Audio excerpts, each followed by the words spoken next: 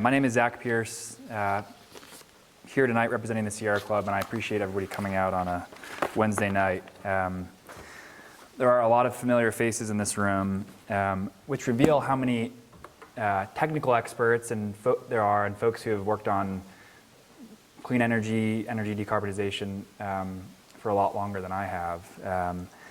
And I think I want to start by just thanking a lot of the folks in this room who I've had the pleasure of working with over the past year or more for your efforts to really drive a lot of the progress that we're now benefiting from in the state. I also want to thank Roy and the Boulder, Colorado Renewable Energy Society for having me tonight and setting this all up. So, energy decarbonization in Colorado. I think I originally provided that title as more of a hedge to be able to kind of talk about what I felt was most relevant. And as I reapproached the topic for this presentation, it was daunting trying to decide where to focus. So energy decarbonization, that's obviously a hugely complex and massive world. And so with that in mind, I'd like to caveat tonight's presentation as more of an incomplete mosaic of energy decarbonization from my perspective, given my background, primarily in policy and government, and over the past year in the campaigning and advocacy world. So I think we're going to leave questions for the end of the presentation, but if there's any jargon or acronym, hopefully not many, questions, happy to answer those along the way. So before I dive into the overview of the presentation, I thought it'd be helpful, although there was quite a lengthy introduction, just to share a little bit more about my background so folks have a sense of the perspective that I'm bringing to tonight's conversation. So like Chris said, I spent about 3.5 years in Governor Hickenlooper's office working on these issues from a policy standpoint, and I've been with the Sierra Club for about a year now. I'm a privileged white male who grew up climbing, skiing, fishing, and I'm here because I had a natural affinity to engaging on environmental and climate issues because I love being outside. Part of one of the things I'm very grateful about my work at the Sierra Club so far is that really diving more deeply into understanding a much more diverse background of why people care about renewable energy or climate or environmental issues generally. And that's work that we really try to internalize, whether it's communities who have been impacted by this transition, fossil fuel reliant communities, or communities that have been negatively impacted from the siting of some of this fossil fuel infrastructure. And so as an advocate and a campaigner, it's kind of an ongoing learning process for me to try to continue to understand this really complex world from a lot of angles to hopefully be a better advocate at the end of the day. So I thought I'd start by providing an overview of the Sierra Club and Beyond Coal's work in Colorado. Talk a little bit about why we're all so focused on decarbonization, and just do a brief overview, at least my own research of some of the key points of climate change over the past year. Look at decarbonization in the U.S., and then we'll kind of narrow down into Colorado and the work that we're doing. So let's start with Beyond Coal. So I don't know if folks are familiar with Beyond Coal, but it's one of the large national campaigns of the Sierra Club. And so I live in Denver. I cover our work in Colorado and New Mexico. But we have a pretty simple goal. It's to decarbonize the power sector by 2030. We want to retire every coal plant in the country by 2030. The Beyond Coal started in the early 2000s as a response to a Bush-Cheney era proposal for 200 plus coal plants to be built across the country. And our legal team looked at the carbon budget associated with that investment and realized that this is something that we really had to focus our advocacy energy on. And so we really focused on getting good at closing coal plants. And that was, in this big complex space, that's kind of at utilities commissions and organizing the community, that's where we focused. And that world is changing, which I'll speak to. It's not just about tearing something down, it's also about what we're building. And so we're much more involved in accelerating the pace of clean energy installations, thinking through the complexities of grid modernization, thinking about community transition issues, And then also, not just focusing on coal. Certainly in this state, natural gas and gas generally is a resource that is relevant to all of us, and so we are focused on a lot more gas advocacy. So we work really closely with the Colorado chapter, with over 100,000 members and supporters.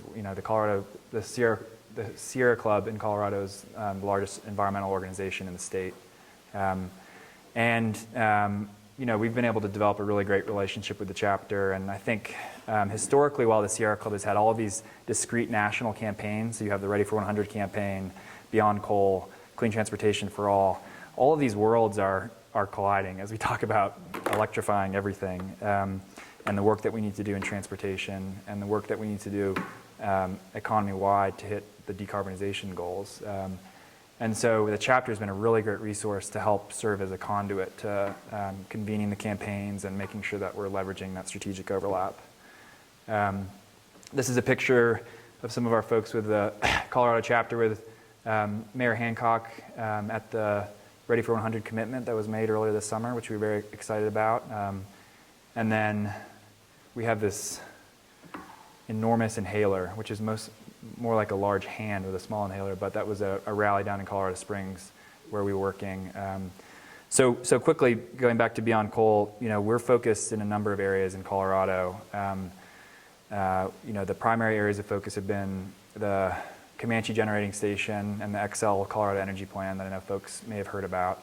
We're an intervener in that electric resource plan proceeding. We've been quite involved in Colorado Springs, where there are two coal plants, Martin Drake and Ray Nixon.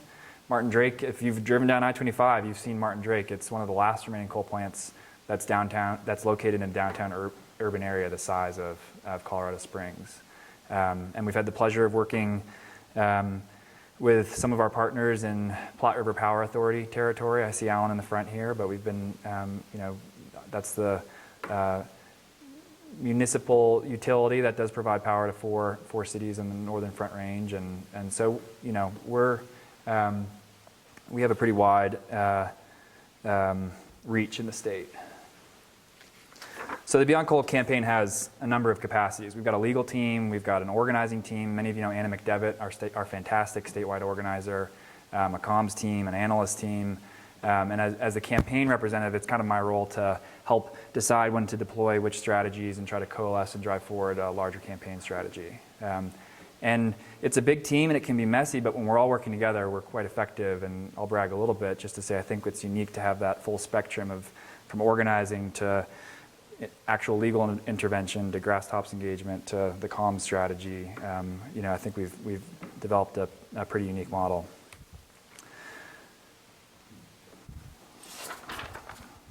So I know that most folks in this room are well aware of, probably more aware than myself of the nuances and details of climate change and the climate crisis. One of the challenges that I find is actually trying to keep up with such a vast and quickly changing volume of literature.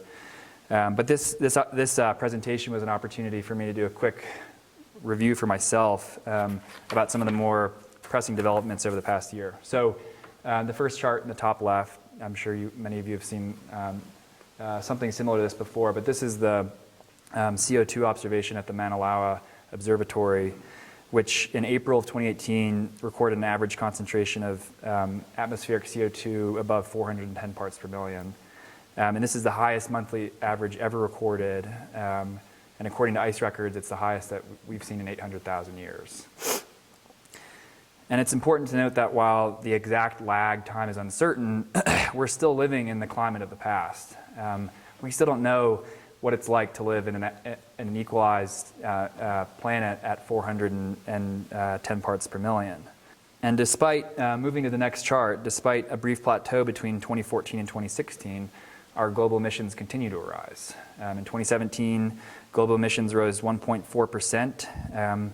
This was an increase that was despite much of the great clean energy development that we're seeing across the world and in the US, which I'll talk about more later, but this increase was largely due to strong economic growth. I think half of that economic growth came from two countries, from China and India.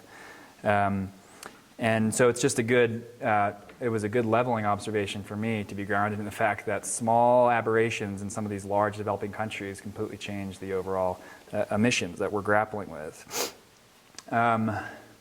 It's no surprise to anybody in this room who's been on the Front Range this summer that globally the last 4 years have been the hottest on record, and this year, if current trends continue, then the last 5 years will have been the 5 hottest years on record. The last cooler than average month globally, actually I'm gonna ask the question because I was astounded. When do people think the last cooler than average month was globally? Any guesses? 92? October of 1965. Yeah, there's this great visual, and I'm happy to find the reference that shows the average monthly temperature across the planet over the last 100 years, and the last cooler than average global temperature was in 1965. Going to the last chart, annual global average temperature has already increased a degree Celsius above pre-industrial levels, and many experts contend that we're already locked into at least another ½ degree of Celsius warming. And so I'm not going to go into the complex details of the cascading effects of these precursors of carbon in the atmosphere and rising temperatures. I mean, we're all well aware, living in the West. Probably many have family in California and across the West, and we're living it today. And like I said, we still don't know, we still haven't experienced what 410 parts per million is. So I'll quickly move into, I'm getting all the depressing stuff out of the way first. So let's talk about the policy response to the climate crisis and the urgency of what we face. Obviously, while the 2015 Paris Climate Accord was a momentous and meaningful accomplishment, I think it's important to put into perspective both those commitments and the progress that we're making towards those commitments. So this chart on the left, this is a little smaller than I would have hoped, but I know this slide will be distributed, but according to Climate Action Tracker, if all of the world's countries live up to their voluntary pledges agreed to in the landmark Paris Agreement, we'll hit year 2100 somewhere in the neighborhood of 3 degrees Celsius above pre-industrial levels. So, and this chart on the right is an analysis conducted by a European Federation of nonprofit organizations, but it's basically a dashboard tracking state progress towards these voluntary goals. This analysis was updated in March of 2017, and only 3 countries in the European Union are on track to deliver on their commitments to the Paris goals. We're not even on the list because we've withdrawn. I'm not going to go into the federal context tonight because we don't have time. But I'll just make some comments here and there. So stated differently, as a global community, we're failing to hit targets that are in turn inadequate to address the challenge that lays in front of us. And that's a pretty scary prospect, and I think it speaks to the importance of our work in the private sector, the public sector, as citizens to continue to raise ambition and to continue to do the work that we're doing. Okay, so all the depressing stuff is out of the way.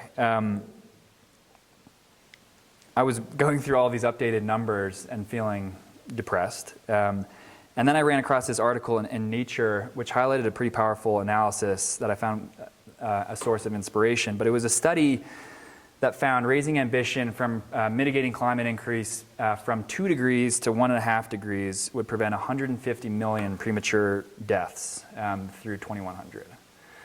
And I don't know the details of this study, but I think it speaks to the fact that a 3-degree world is better than a 4-degree world, and a 2-degree world is better than a 3-degree world, and so on. And so it's important to keep that in perspective and continue to do as much as we can to confront this issue. So, and along those lines, we do have some trends that are a recent cause for hope. I think one of the most notable is the decoupling that we have seen both in the United States and globally between GDP, economic growth, and associated carbon emissions. So the first chart on the top is just a representation of that. The second on the lower left is a little bit more illustrative because it breaks out specific countries. So let's start with the US, which is the light blue line. Despite global increase in emissions in 2017, the biggest decline came from the United States. and that's despite the Trump administration and what we've been seeing federally. Emissions dropped 0.5%, marking the third consecutive year of decline. And while I know there's a lively debate, or there has been a lively debate in the past about, well, what's accounting for the emissions reduction? Is it the coal to gas switch? Is it renewables?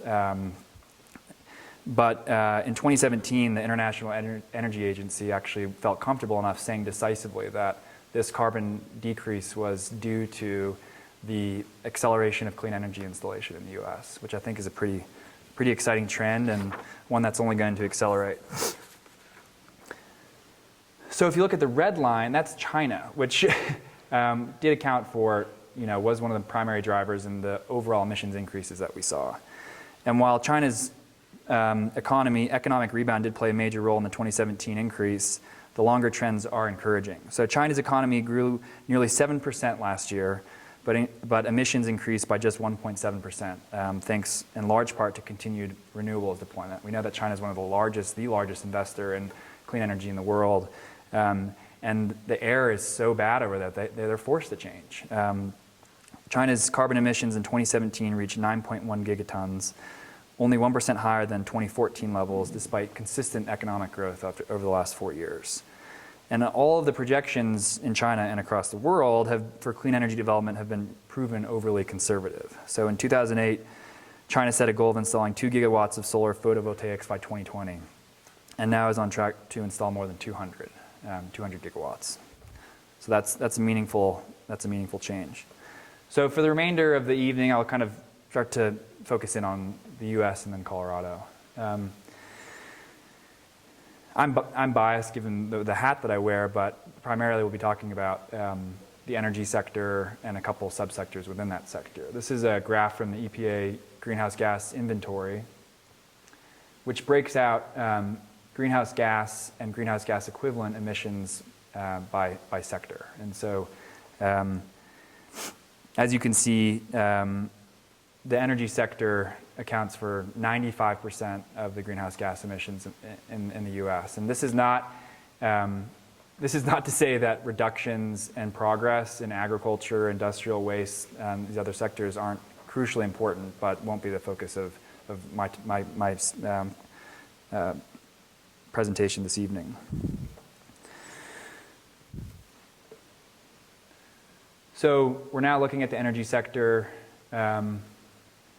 by subsector. So on the right side, you'll see that electric power and transportation nationally are responsible for a large majority of the carbon emissions in our country. And as many of you are aware, in 2017, transportation for the first time exceeded emissions from the electric sector. And these are trends that certainly influence the work that we're doing at the Sierra Club as we try to continue to think about ways to be the most effective advocates that we can. It's not just about the electric sector and renewables development. And we got to continue to think about ways to electrify new sectors as we continue to decarbonize the electric sector. So that's a great question. So for the energy sector, at least when the EPA talks about the energy sector, they're talking about transportation, electric power, commercial industry, and residential, so heating and cooling, that type of thing. Okay, so this is an even closer look at Colorado's emissions. So in Colorado, electric power and transportation accounted for over 70% of our emissions. Electric power is about 40%, and transportation is about 30%. This big gray bar in the electric power sector is the remaining coal generation that we have. And then the red bar is natural gas. And so, there are plenty of studies that have come out since this chart was created that would suggest that we're greatly underestimating the greenhouse gas equivalent impact of upstream methane emissions associated with natural gas. And so, but that's a large gray bar, and this is where the Beyond Coal campaign fits in. Even assuming that the XL Colorado Energy Plan, which I'll talk more about later, moves forward, and a number of other closures that are already planned in the state, we'll still have 10 operating coal units around the state with a total nameplate capacity of over 3.5 gigawatts. And in 2016, we still received 55% of our electricity from coal and 23% from natural gas.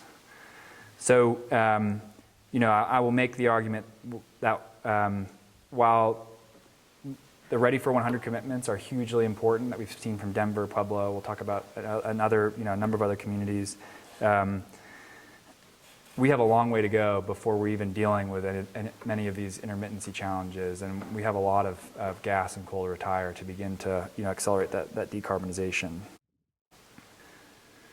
The good news is that we're seeing pretty momentous change in the pricing and the economics in the power sector. I think the big picture takeaway, and this makes me actually feel guilty as an environmentalist who has recently come into this world, because decarbonizing the electric sector isn't just a climate and public health necessity, but it's an enormous economic opportunity. It's now a false choice to say, well, what do you want? Do you want your clean air and your stable climate, or do you want your affordable rates? And that's a powerful shift, and one that we've realized with on-the-ground prices in Colorado just in the last year. And so it's my hope that we're really on the precipice of some accelerating change given the pricing. So renewable energy resource prices are falling at an unprecedented rate, much more quickly than forecasted even a decade ago, and to a completely unimagined level from the time when utilities built much of the legacy generation infrastructure in our state. So this top slide is one I'm sure some folks have seen before, but it's a levelized cost of energy report that's published annually by Lazard, a leading financial advisory and asset management firm. And it basically is, it's not quite big enough to go through, but it's showing the levelized cost of energy of different resources and comparing them. So all in, unsubsidized, on a levelized cost basis, how does wind compare to solar, compare to natural gas, to coal? And this chart itself could be its own presentation, just kind of digging into it. But I think one of the most relevant takeaways for us at the Sierra Club is that utility scale wind and solar are now cheaper than the marginal cost of coal plants. So it's cheaper to build new wind and solar than it is to continue to shovel coal into the coal plant. And that's a big deal. And as you look back at the numbers of having 55% of our electricity coming from coal plants that range dramatically in how expensive they are just to operate, that's a real opportunity and a challenge for utilities, which we'll discuss later. The second slide is from Xcel's 120-day report, which is basically, we've been talking about the Colorado Energy Plan. Well, how many people in this room have heard of the Colorado Energy Plan and have a general understanding of what Xcel is doing? Okay, so I'll provide a brief background, but basically, as part of the most recent electric resource planning cycle for Xcel, the utility and a number of parties came together in a stipulation as part of the proceeding and said, we want to look at what it would take to retire 2 coal units at the Comanche generating station in Pueblo and replace that energy a decade early. So those 2 units are currently scheduled to retire in the 2030s. They said, let's speed up a decade. And there was, it's a very lengthy and complex proceeding, but basically the Public Utilities Commission said, okay, we'll let you go put out an RFP and see what the bids are and see what the cost comparisons are. And at the outset, Xcel and the other parties said, we think we will actually set a standard for, we won't do this plan if it's at a negative cost impact to customers. And what they came back with was unbelievable. I mean, this is so, these were on-the-ground bids for actual projects in Colorado that were historic. And since they were released, they've already been beaten by other states in the West and other areas. That's how quickly this is changing. But what Xcel is now telling us is that we can close 2 coal units a decade early. We can replace that energy with primarily renewable energy and battery storage, almost 2,000 megawatts capacity. And in doing so, we'll save customers $200 million.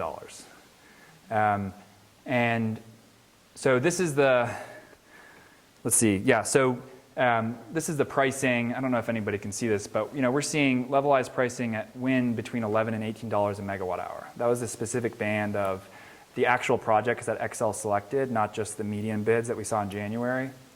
and a cost of storage of solar between $23 and $27 a megawatt hour. Solar plus storage was $30 to $32 a megawatt hour. And as part of the proposal,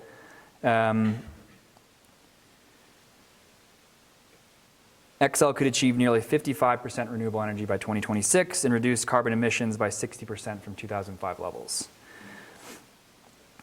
So I know bringing up Xcel at a Boulder CRES meeting, it's a tough audience, but the focus tonight is really the pricing. I'm happy to talk maybe at the end more about the specifics of the Colorado Energy Plan and the position that the Sierra Club has taken, but these prices really were game changers. So the costs of operating Comanche Units 1 and 2, according to Xcel's own analysis, were over $31 a megawatt hour. And that's not even considering the very real risk that those units would have to install pollution controls in the 2020s if they weren't closing early. And those pollution controls would be to the tune of $200 million.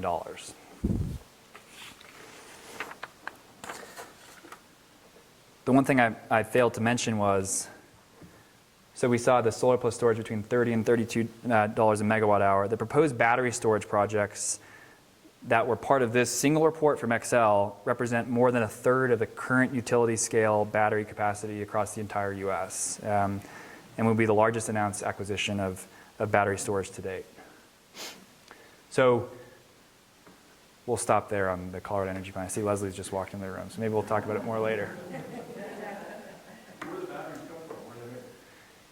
The batteries will be built in Pueblo County, which is a big part of this plan, but we don't have the specifics on the actual proposals yet. We won't see those until the PUC actually approves the portfolio. So while Xcel has been stealing a lot of headlines recently, I also wanted to quickly talk about Allen's neck of the woods and some of the great work that's been going on in Platte River Power Authority territory. So that's the utility serving Fort Collins, Estes Park, Loveland, and Longmont.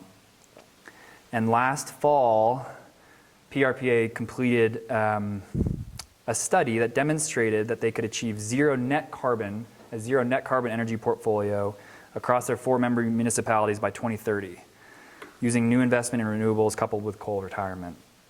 And while this analysis found a price premium of 8%, it used many pricing inputs that were prior to this Xcel bidding process. And this just shows how quickly these numbers are stale because of how quickly the market is developing. PRPA's assumed prices in 2030 were 10 to 35% higher than Xcel's median bid prices for early 2020s delivery, and up to double the levels of the lowest cost bids that Xcel is actually pursuing. And so ZNC analysis aside, and we can maybe talk about that a little bit if folks are interested, PRPA announced earlier this year that it's moving forward with 150 megawatts of new wind. And it could achieve close to 50% renewable energy by 2020. And so I bring these two examples in to just take a step away from the national levelized cost of energy to show that this is happening on the ground in Colorado, and it's changing month by month. These criteria for the pricing and then the competitiveness of renewable energy. So I had to throw a few caveats in there because it's not that simple. It's just renewables are cheaper, so we'll build all the renewables and we'll decarbonize the power sector. This is what I'm calling a non-exhaustive flavor of remaining challenges because it's just a snapshot. It's some of the ones that came to mind as I thought about what we continue to have to work on, even though there's a cheaper product out there. There's a lot of remaining barriers, and the biggest, one of the largest, is as is painfully obvious to many folks in this room, for a commodity as highly regulated as electricity, this sector isn't always as responsive as it should be to market signals like these prices that we're seeing, and so fully realizing these market trends is a big challenge. And one of the things that maybe terms that folks have heard tossed around a lot over the last year is this idea of stranded assets and what you do with stranded assets. And this is a big topic of debate as part of the Colorado Energy Plan process. But basically, for an investor-owned utility that has a guaranteed return on investment as a part of the regulatory compact of providing reliable, affordable, in an ideal world, power to its customers, in order to fulfill that guaranteed return on investment, you have to have a depreciation schedule for these huge plants. And so what's happening with the Comanche plants is that we're now contemplating, while we were planning on paying these plants off through the 2030s, we're now going to retire them a decade early. And so we still have the debt on those plants, the equity and the return on equity that Excel has provided. And there's a few different options, but you're paying for a large amount of money in a shorter period of time. So you can either make customers pay for it, not an ideal outcome. You can make the shareholders of the utility pay for it, which, you know, has its own, that's a situational judgment call. Or you find a compromise. You're trying to figure out a way to split the difference.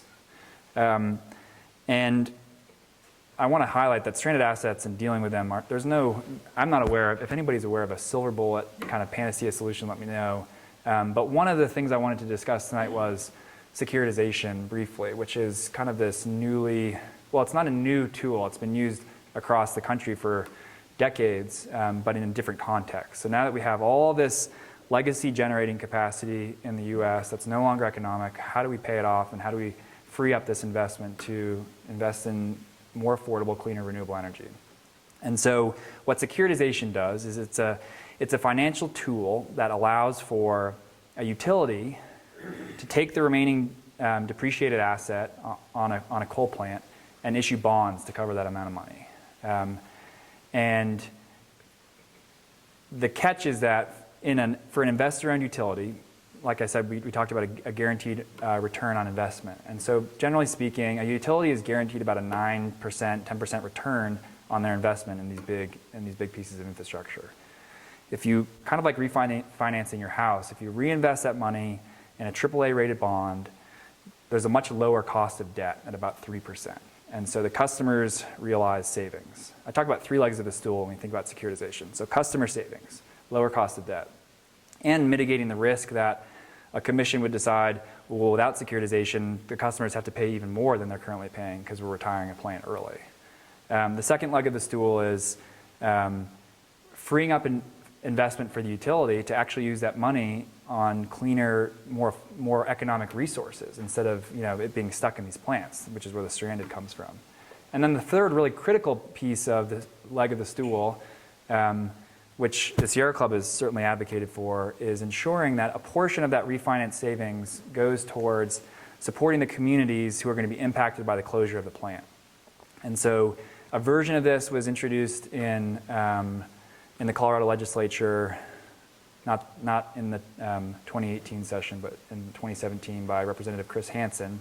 I'd be happy to talk to folks more about it, but that was a critical component of the bill, that a portion of the refinance savings, I think it was 10%, would have to go to the CRES or the Pueblos of the world where they have these legacy assets, and you have communities who have spent generations providing affordable, reliable power to the Front Range and to the rest of Colorado. And we need to figure out a way to support that transition. And so this is not the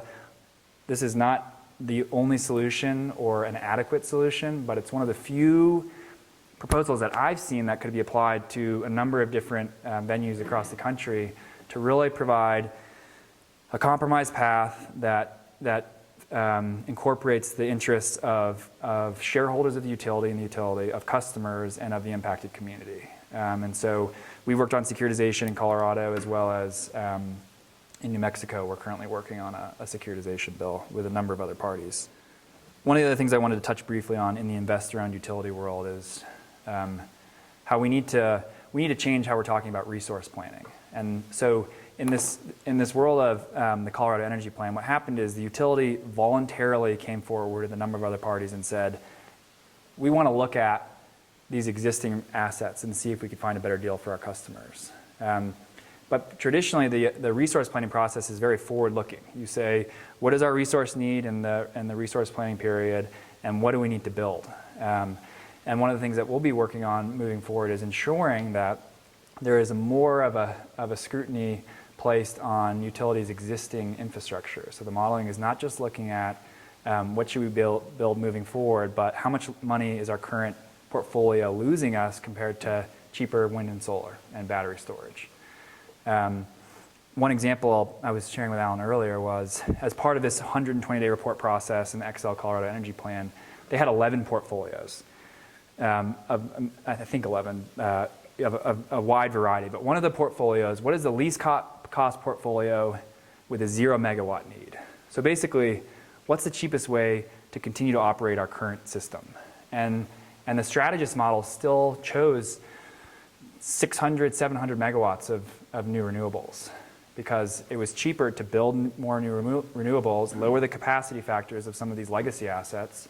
And so, we want to make sure that, we think this Colorado Energy Plan has a lot of potential benefits for a lot of different constituents, but when a decision is made in September, there are a lot more coal plants in the state, and a lot more coal plants that XL owns, and we want to make sure that we're also placing a high level of scrutiny on continuing to invest anything in those plants, and in next resource planning cycles that we're looking at what's the best deal for customers. So that was a bit of a stream of consciousness. Let's keep moving. Quick question, who makes that decision? Is that you? Yeah, so ultimately, the Public Utilities Commission, which is 3 commissioners, will make that decision. But the way the process works is that, it's an open proceeding, and so there are a bunch of interveners or parties that have been there every step of the way, that are providing comments for the record, providing analysis. The Sierra Club is one of those parties. And so, but ultimately, this decision rests on the 3 commissioners. What's your last line there? Oh, I'm not. That's just we just went through the first 2 bullets. So, so I'll be brief about regional markets. This is another one of those topics that could be the entire topic of an evening presentation by CRES. Generally speaking, at the Sierra Club, we feel that the expansion of RTO operations in the Western interconnection reduce cost of energy, the need for reserves, and the cost of integrating renewable resources while making more efficient use of existing transmission and enhancing reliability. So while we have these regional markets in many areas of the country, in California, in the Northeast, in the Midwest, the Rocky Mountain West is still very balkanized when it comes to how our utilities work together. And so it's a lot of bilateral direct negotiation between power sharing, and there has been a lot of activity among our utilities of looking at what it would take to either create or join a regional market, which is basically a much more sophisticated air traffic controller. And that is an effort to integrate more of these free market principles and competition into these highly regulated industries. While it's a really exciting area of opportunity for the West, the devil is in the details, and it's very complicated. And I know there are probably a wide spectrum of folks who have never heard of an RTO, and folks who know a lot more than me about Mountain West Transmission Group. But basically, a number of utilities in the West have been, for some time, looking at the benefits of joining an RTO, and they had decided to look east to the Southwest Power Pool, which is an RTO in the Midwest. And recently, XL pulled out of those negotiations. And my only 2 comments on regional market development is that just because XL has pulled out of the Mountain West Transmission Group that doesn't undermine any of the foundational value propositions of a regional market. There was a lot of path dependency of that specific effort. In the time that the utilities first did their expensive and very thorough analysis and then decided to start moving towards SPP, the whole landscape had changed as far as additional options. And so I think it's an opportunity for the public interest community, state government, to play a much more proactive role in defining what do we want as a state, what are the energy policy principles that we care about, and that's a large opportunity. The one caveat I will throw out there on regional markets is that it's this very tricky world when you're trying to integrate more free market economic principles into an investor-owned utility that is very regulated. And so one of the reports that the Sierra Club conducted looked at investor-owned utilities in the Southwest Power Pool. And what we observed was a number of these utilities were self-dispatching their coal units, which basically means that, so in an RTO, you basically have all of the energy producers bid into to the stack. They basically say, here's the price of what it's going to be to operate our coal plant, and then the RTO operators set a clearing price based on the most expensive operator. And so that's the cutoff, and then it takes a certain amount of energy, and that's what it utilizes. But we found that a number of investor-owned utilities in SPP were bidding in and using their coal plants regardless of whether or not they were making money or they were under the clearing price in an RTO setting, which means that they were okay losing money. I'm not going to speak to the intent of any given utility's decision-making, but an investor-owned utility can self-dispatch into in a regional market, and then they can go back to their Public Utilities Commission to say, look, we're using our coal plant, it's used and useful, and so we should get a return on our investment from ratepayers. And so that was one of the things we raised when Colorado was looking at a regional market, given the size of our investor-owned utilities. And it's not the one problem, it's maybe not the largest problem, but it just shows that there's big picture policy intent, and then once you start to get to the details, it gets complicated quickly. But as far as regional markets go, for folks who are working in policy and maybe aren't paying attention to this, I would argue that this is one of the most important foundational decisions that we're going to make as a state and as a region as it relates to energy policy and how we're moving forward. Okay. Yeah.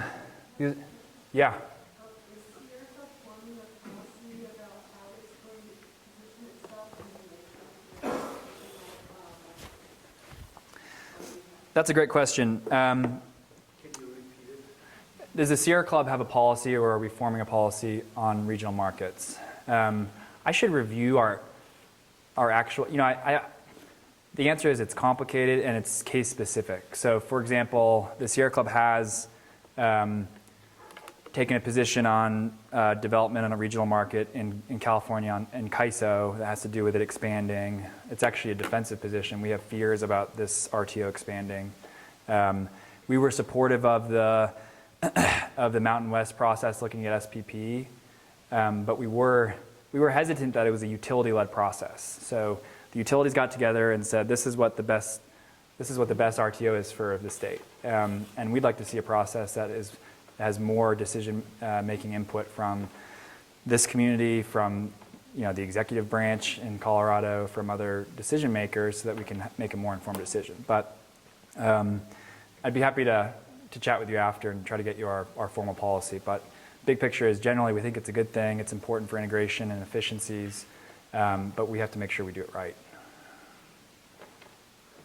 My understanding is that some of the money around the Volkswagen settlement includes cross-state integration for the charging network, I guess, of electric vehicles. Just briefly, would you say that the difficulty that exists for electricity generation also exists in that transportation area, or no? Well, the good news is I have a transportation slide, and I'm running out of time, and you guys have a transportation expert coming at the next event. But what I would say is that it's not going to be apples and oranges comparison. These are going to be two worlds that are going to be completely intertwined. And so as we talk about electrifying the power sector, and I'm sure it is equally complicated. There's this question around this chicken and egg scenario of, well, do we need to build out the charging infrastructure to make it so that customers feel comfortable buying an electric vehicle and feel like they can drive to Moab and not have issues getting there? Or do we need to build out the number of electric vehicles people are driving to drive investment in the infrastructure? And I think the VW settlement is a really substantive amount of money that can help us really work on this. And it's an opportunity for the public sector to really look at that closely and think about the best way to accelerate adoption of EVs. So this next bullet, I hesitate to try to blow through it as quickly as I'm going to have to with the amount of time I have left. But we talk about going back to those climate slides, right? So we're not even close to reaching goals that are inadequate to address the climate crisis. We need to move quickly. One of the things that I've come to appreciate at the Sierra Club is that we also need to move thoughtfully, and we need to do this the right way. And so as we think about communities that have been impacted by the fossil fuel industry, both positively and negatively. It's going to be really important that as we're changing our energy system, we're not just thinking about decarbonization, but we're thinking about a system that's better serving its constituents and everybody that interacts with it. So I thought I'd just speak to the Colorado Energy Plan as a quick case study. But this is a community that has dealt with the pollution from the Comanche coal plants for decades, and who actually isn't receiving any of the power. There's one large customer in Pueblo, Evraz Steel, that does receive power from Comanche, but that power is going north to Denver. And so, as we look at the NOx and other pollutant reductions that we'll realize with the closure of these plants, that's a big deal. On the flip side, a huge part of this process has been looking at the economic impact to this host community, Pueblo, of closing these two plants. That's a lot of tax revenue. There's job impacts. And I've been proud of the process of and engaging it in a way that we're really looking at what is the net impact to the local taxing authorities, what does this mean for local jobs, and what does this mean for a community that is now very vocal about wanting to be the clean energy capital of Colorado. So watch out, Boulder. But but it's really exciting. I think one of the brief asides is that the coal plant in Pueblo was built to primarily supply this big steel mill, and that's the driver and the employment and driver in Pueblo. And as part of this negotiation, Evraz, the steel mill, said, "Well, Xcel, this is interesting. You're looking at this Colorado Energy Plan. That's all good and well, but at the end of the day, we're not quite sure if we want to stay in Colorado. We're looking at our options, and as part of this plan, we'd like to ensure that we are securing stable and cheaper rates than we currently enjoy." And so I won't editorialize on that, but basically what that's resulted in is a negotiation between the utility and the steel mill to install an on-site solar array for reliability and for affordability, to allow them to not only stay in Pueblo, but to expand their operations and associated employment. And that's a big deal for the community and an exciting associated potential benefit of this Colorado Energy Plan. There are also concerns. It's not just a positive economic story. One of the local unions is very concerned about these are high-paying $80,000 to $100,000 union jobs that could go away. And so it's important to note that with all these renewables that we're talking about building after we close these plants, Xcel is only proposing to own 27% of those renewables. And so one of the things that the Sierra Club has been advocating at the Public Utilities Commission is, if this is the world that we're living in, third-party independent power producers that are building a lot of this infrastructure, then maybe we need to place a higher level of scrutiny or emphasis on project labor agreements or even contract neutral agreements for these third-party builds. And that's something that we hope to work with some of our labor partners on. Okay, now I'm at the gas slide. Let's see, what are we at? 808. So as is clear to everyone in this room, the climate crisis necessitates no new investment in fossil fuels. And as I touched upon earlier, it's clear that we're undervaluing the life cycle impacts, carbon impacts, and carbon equivalent impacts of gas development, given upstream methane leakage. As battery and renewable energy pricing continues to decline and we develop more avenues to provide ancillary grid services through tools like demand-side management, we need to learn from today's challenges to avoid the risk of future stranded assets. So we have a huge challenge ahead of us as it relates to retiring these coal plants. And at the same time, we need to make sure that we're not making these new 40, 50-year investments in gas. Natural gas plants are tied to the commodity price of the fuel, which is, as we all know, quite volatile. And the price of controllable, storable, renewable energy is tethered only to technology costs, which we know are going down and down and down. I mentioned that in that Lazard analysis, the big takeaway was that renewables, utility-scale renewables, are cheaper than the marginal cost of coal. But in some cases, solar plus storage and wind plus storage is starting to compete with the marginal cost of natural gas. In many cases, it's cheaper than building a new gas plant. RMI recently put out a great report that I'd be happy to follow up with folks on, that looked at gas and the risk that we have if we overinvest in new gas, given the economic trends. And they they posited that by 2025, it may be cheaper to build new renewables and storage than to continue to operate these existing gas plants. So the position that we're in today with coal, we could be very well in that position with gas if we're not careful. One of the things I thought was funny about, well, not funny, but interesting about the Colorado Energy Plan was that the commission staff did call into question some of Xcel's analysis of the benefits and the cost savings. But one of the reasons that they called into question was they weren't quite sure they agreed with Xcel's assumption that they would build a gas plant in the tail years, so in the latter end of the resource planning. And so basically they were arguing with Xcel to say, you're undervaluing the economic benefit of renewables, which is like the whole world has changed, which is exciting. And that's due to the tireless work of many advocates in this room, and it's really exciting. Like I said, I feel like I've kind of waltzed in right at this moment. It's like, oh, this is fun. We're talking about economics. And, like I said, we're making huge strides in the power sector. But these next charts just go back to zooming back from the power sector to the energy sector, right? And so as we talked about in 2017, transportation exceeded the power sector in greenhouse gas emissions. This is an interesting chart by EIA, which shows the change in average CO2 emissions by sector. So the blue is the power sector where we're seeing these great reductions. Transportation is green, industry is orange, buildings are lighter orange. And so as we move to these other sectors, we've got a lot of work to do. And we need to continue to be placing a greater emphasis there. At least, I know plenty of people in this room already are, but this is how we're thinking at the Sierra Club. So I'm gonna finish on transportation and some closing thoughts. So the transportation sector is a big deal, no matter how you cut it. And Colorado is already emerging as a national leader in electric vehicles. So we're 8th in the nation for highest market share of EVs, 7th in EVs per capita. In 2016, we were named the friendliest state in the country to buy an electric vehicle. And then in January of this year, Governor Hickenlooper issued his executive order outlining an electric vehicles plan for the state, which includes a goal of 1 million light-duty electric vehicles on the road by 2030. As we work to move Colorado to an ambitious clean energy leadership state that is swiftly moving towards a 100% clean energy economy, focus on transportation is going to be of the utmost importance.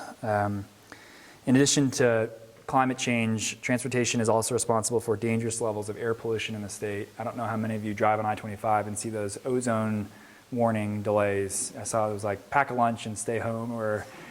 But the picture is we are Colorado, a large majority of Denver and the Northern Front Range is out of compliance with an old ozone standard, 2010, that was since updated, made more strict based on public health information. And we're trying to still figure out how to comply with the new standard, but stated simply, we have serious air pollution issues on the Front Range. And yeah, fair enough. But we know that our population is going to increase greatly. I've seen numbers: 38% increase to nearly 7.8 million in the coming decade.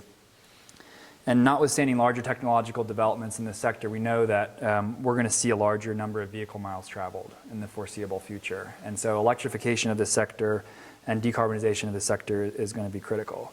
One of the things I just wanted to point out was that, as many of you may have seen, just a week ago, the Trump administration finally issued a proposed rule to roll back the federal clean car standards and challenge the California waiver, which is really one of the most pivotal components of Obama's climate platform when you look at the associated emissions. Thankfully, Governor Hickenlooper earlier this summer issued an executive order to direct his relevant state agency to start a rulemaking to adopt those clean car standards for the state in defense of anticipated federal rollback. And so this is a bit of a plug, but there's two components of the clean car standard. There's fuel efficiency for internal combustion vehicles And for California and some other states that have adopted the California waiver, there's a zero emission vehicle standard, so an electric vehicle standard. Currently, the governor's scoping for the state-based rulemaking is only looking at fuel efficiency, which is a big deal and important for air pollution. But the Sierra Club and a number of other partners are working to try to make our case that as part of this rulemaking, we should also be looking at the benefits of a zero-emission vehicle standard. And if you have an interest in that or want to learn more, there are plenty of really important decision points happening this fall that are going to set the framework for a lot of our transportation policy, and would love to engage if you have an interest. I had a slide on efficiency because the efficiency gets lost in this conversation, and it's really important, but we can talk about more if folks want to in the Q&A. I'll kind of try to tie it up here. For those of you who don't follow David Roberts, he's an energy reporter for Vox. I suggest that you do. If you actually want a discussion about energy decarbonization and the technical components as opposed to my Sierra Club stream of consciousness, he's a good place to go. So I was trying to think of a way to tie this all together, and I stumbled across this David Roberts article that distilled things quite nicely. So energy decarbonization, clean up electricity, and then electrify everything. It's simple. And of course, it's not simple. It's complicated. As soon as you look closer to any given proposal, whether it's regional markets or Xcel's amazing plan to build all these renewables, there are always challenges, and it's never perfect, and there are ways to improve. There are social, political, economic, socioeconomic, scientific considerations all intermeshed in this big puzzle. It's my feeling that as a purple state with a diversity in political influence and public opinion, Colorado really does remain at a crossroads when it comes to national leadership on clean energy and decarbonization. We're targeting a daunting closure of over 4,000 megawatts of coal-fired capacity while working to maintain a high level of scrutiny on the amount of natural gas that is used as replacement. And this challenge is magnified by the fact that we have an oil and gas industry in the state that has spent $80 million over the last 4 years shaping public opinion and engaging in electoral issues. We're grappling with a federal government that in its first 100 days reversed or suspended 23 environmental rules and regulations, and that pace certainly hasn't let up. And we're seeing an absolute attack on some of the foundational legislative and administrative protections on our clean air, our clean water, and our global standing as a leader on climate change mitigation. And if you think back to those slides on the climate side of things, we're running out of time, and we have a pretty finite amount of a carbon budget left. Despite these challenges, it's my feeling that we have all the right tools: coalition and community engagement, private sector leadership, the economics, power building opportunity, all of these things to really reestablish Colorado as a national leader on a quickly changing energy economy for the benefit of our public health, our environment, and our economy. Clean energy and energy efficiency employ more Coloradans than the fossil fuel industry by close to a factor of 3 in Colorado. And if you have more questions about that, you can ask Susan Nadell, and E2, her organization, released a great jobs report that shows that this is a huge economic driver in the state, and certainly on the Front Range. We have a number of community calls for 100% renewable energy, and we've seen this great upswell of state and local commitment to taking up the reins in the, as we've seen kind of federal vacancy on the issue. It's an exciting time, and it's great to see that local leadership. And like I said, I think the most fun, I've always felt that I don't agree with Governor Hickenlooper on all things, but I think, I have this pragmatic approach of if we're going to actually change our energy economy at a level that we need to globally, we have to figure out a system that is just as reliable, just as affordable, or more affordable than today's current system. And as you look at the Colorado Energy Plan, some of these other trends, it's a powerful time in this country because there's no longer this false choice between public health and clean air and economic benefit. And so I think we need to just use that tailwind and that growing wave to continue to raise ambition. So I will end it on that and open it up to questions. So thank you for your time.